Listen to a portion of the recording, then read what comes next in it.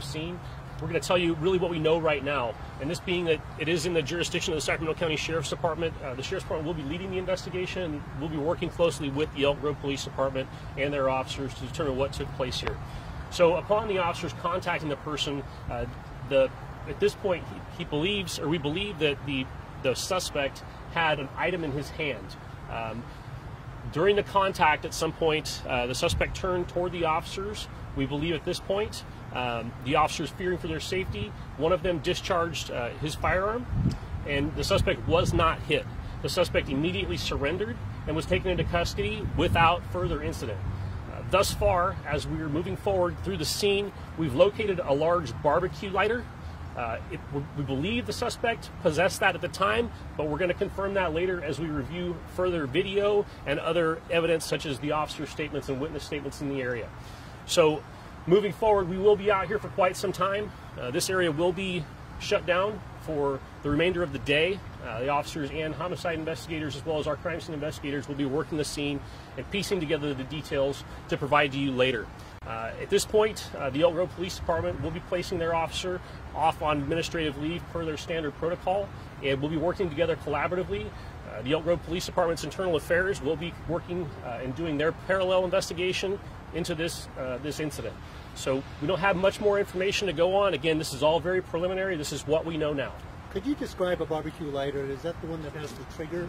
That's correct. And what looks like a barrel? That's correct. Yes, it is. It was a dark-colored barbecue lighter. It's the long type. I would guess estimate it to be about 10 inches long. But again, we're going to review more evidence, more video, to determine if that's what took place. Again, this is all preliminary. Do you know at what distance the officers were from the suspect? They were in very close proximity, it appears, at this point. I would say less than 15 feet, 20 feet.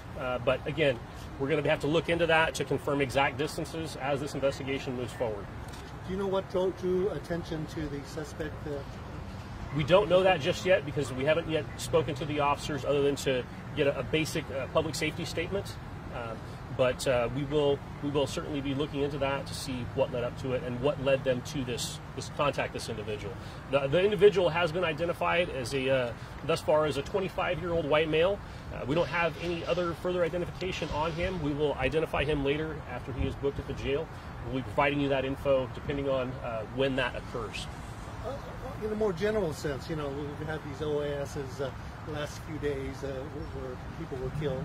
Either victims or officers. Do you think officers are on a heightened sense of awareness because of that? You know, I can't speak to that, really. We as police officers, this is an environment we've had to work in for many years. Many of us have been in law enforcement for a long period of time, as well as the folks that have been involved in these incidents recently. I can't speak to whether there's a heightened level of awareness. Our officers and officers throughout the country are always aware.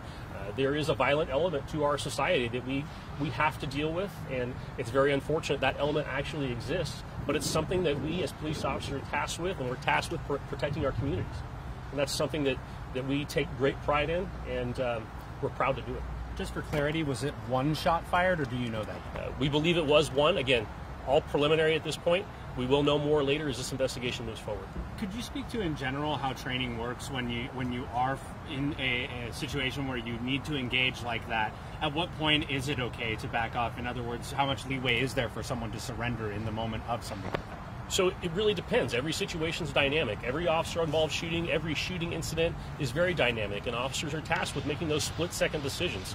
And those officers have to react, and they have to use that training, and that's why we train so much. I can't speak to this incident as far as how officers react, but we have to react if we perceive a threat, because we're always going to be on the receiving end of that threat. We're not going to know the person's next move. We can't predict that. You devote a lot of resources to finding out what happened. Is that standard in this case? Absolutely. Well, obviously, we had no one injured, one shot fired, yet you're going all out to find out what happened. Absolutely. This is something that every officer involved shooting and every homicide, as I see you folks out on all of those, we dedicate a lot of resources to those incidents. Officer involved shooting is just the same. We want to get the facts. We want to know what happened. We want to preserve the evidence to the best of our abilities and collect it and make sure it's collected and preserved appropriately.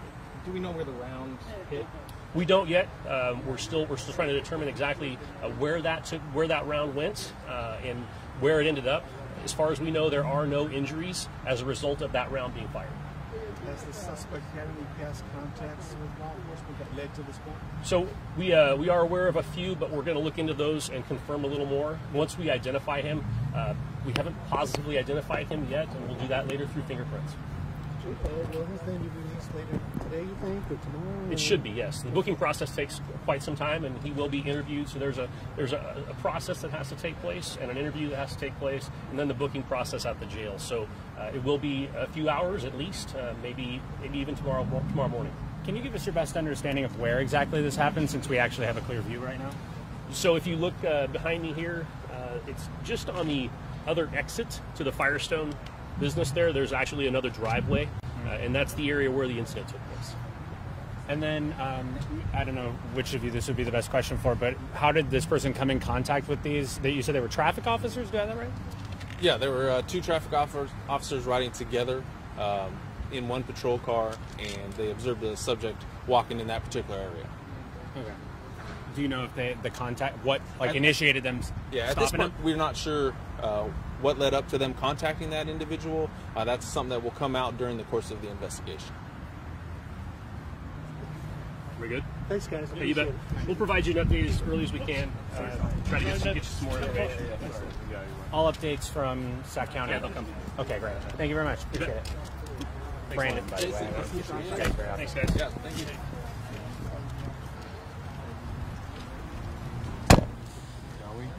Yes, indeed. Want me to nix this? Reporter say lunchtime?